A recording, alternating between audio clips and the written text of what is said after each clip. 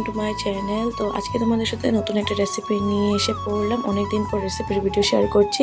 আজকে বানাচ্ছি চাল কুমড়া আলু দিয়ে হাঁসের মাংস, যেটা আমি ফার্স্ট টাইম খাবো। তো চলো তোমাদেরকে রেসিপিটা শেয়ার করি কীভাবে বানিয়েছি। প্রথমে সব কিছু কেটে নিয়েছি আর এদিকে মাংসটাকেও ম্যারিনেট করে রেখে দিয়েছি। আর ম্যারিনেটের মধ্যে না আমি সব কিছু অ্যাকচুয়ালি করে নিয়েছিলাম, কারণ একদম তাড়াহুড়োতে বানানো হয়েছে তার জন্য। তো আমি মাংসের মধ্যে পেঁয়াজ দিয়ে, তারপরে আদা রসুন বাটা আর যা যা জিনিস মানে মশলা লাগে সব কিছু দিয়ে দিয়েছি। এদিকে দেখো হাঁসের মাংসের জন্য সবচেয়ে মেন এই ইনগ্রিডিয়েন্টটা, যেটা হলো মশলাটা। তো হাঁস চাল কুমড়ার মশলা যেটা ওটা আনা হয়েছে, ওটা দিয়েই আমরা মেন আমাদের ইনগ্রিডিয়েন্ট, এটা দিয়ে বানাতে হবে। তো চলো পরপর আমি বলে দিচ্ছি কীরকমভাবে আমি বানিয়েছি। আর তোমরা জানাবে যে তোমরা কে কে খেয়েছো হাঁসের মাংস আর কারা কারা খাও নি। আর এই আমি যেভাবে পদ্ধতিতে বানিয়েছি সেরকম করে কি তোমরা বানিয়ে খেয়েছো না অন্যরকম করে, সেটা প্লিজ আমাকে কমেন্টে জানাবে। তো চলো স্টার্ট করি ভিডিওটি।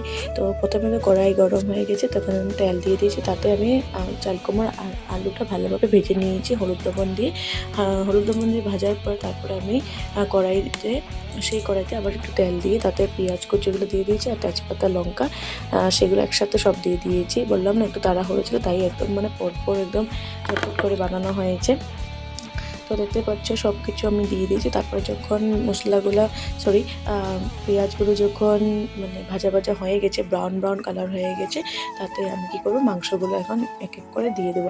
আর মাংসতে যেহেতু আমি ম্যারিনেট করে রেখেই দিয়েছিলাম, তো আমি এক্সট্রা করে কোনো মশলা আর অ্যাড করবো না, এখানে শুধু লবণটা দেবো আর সেই মশলাটা দেবো যেটা হাঁস চাল কুমড়ার মশলা থাকে সেটা দেবো, আর কাশ্মীরি মির্চটা দেবো।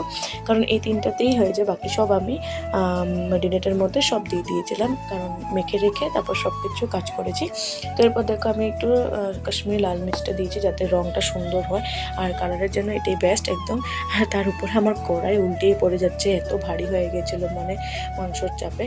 তো এরপর একটু ঢাকনা দিয়ে দিলাম। ঢাকনা দেওয়ার পর দেখছি যে তেলটা বেরিয়ে পড়েছে, তাতে একটু একটু করে জল দিচ্ছি যাতে লেগে না যায় কড়াইয়ের নিচের দিকে, তাই অল্প অল্প করে দিয়ে দিচ্ছে। তারপর আমি সেই মশলাটা দিয়ে দিয়েছি যেটা মেইন ইনগ্রিডিয়েন্ট চাল কুমড়ার মশলা, সেটা দিয়ে এখন ভালোভাবে নাড়াচাড়া করে নেবো। তো মাঝখানে একটু নাড়াচাড়া করে দিচ্ছে কারণ আমার কড়াই উল্টিয়ে পড়ে যাচ্ছিলো তার জন্য। তারপর দেখো চাল কুমড়া আলু সব কিছু দিয়ে দিয়েছি একসাথে যাতে সব কিছু সিদ্ধ হয়ে যায়। তারপর দেখো একটু তেলগুলো বেরিয়ে যাচ্ছে, মানে মাখা মাখা যখন হয়ে গেছে, তারপরে আমরা একটু নেড়েচেড়ে নিচ্ছি যাতে নিচের দিকে না লাগে। আর তার উপরে আমি স্টিমটা মানে কমিয়ে রেখেছি গ্যাসে, তো সুন্দরভাবে যাতে মাখা মাখাও হয়েছে আর মানে পুরো না লাগে সেটাও ধ্যান রাখতে হবে। তো এরকম এই জায়গাটা মা আমাকে একটু হেল্প করে দিয়েছে, কারণ আমি ফার্স্ট টাইম বানাচ্ছিলাম তো তার জন্য। এরপর আলুগুলো দিয়ে দিয়েছি। তো আলুগুলো দেওয়ার পরে এখন আলু আর চাল কুমড়া দিয়ে সিদ্ধও হয়ে যাবে।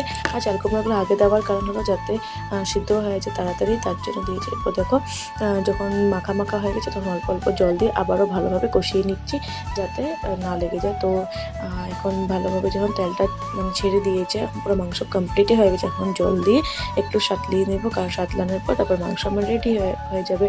তো তোমরা কারা কারা এইভাবে বানিয়ে খেয়েছো আমাকে কমেন্টে কিন্তু নিশ্চয়ই জানাবে। আর তোমরা কারা কারা খেয়েছো হাঁসের মাংস সেটাও কিন্তু কমেন্টে জানাবে। তো দেখো কমপ্লিট আমার মাংস আমি জল দিয়ে সাঁতলিয়ে নিয়েছিলাম, আর তারপরে দেখো কমপ্লিট হয়ে গেছে। আর নুনটা পরিমাণ মতন দেখে তারপরে আমি তরকারিটা নামিয়ে দিয়েছি। তো কেমন লাগলো জানাবে। আজকের জন্য চলো টাটা, বাই বাই, সবাই ভালো থাকবে।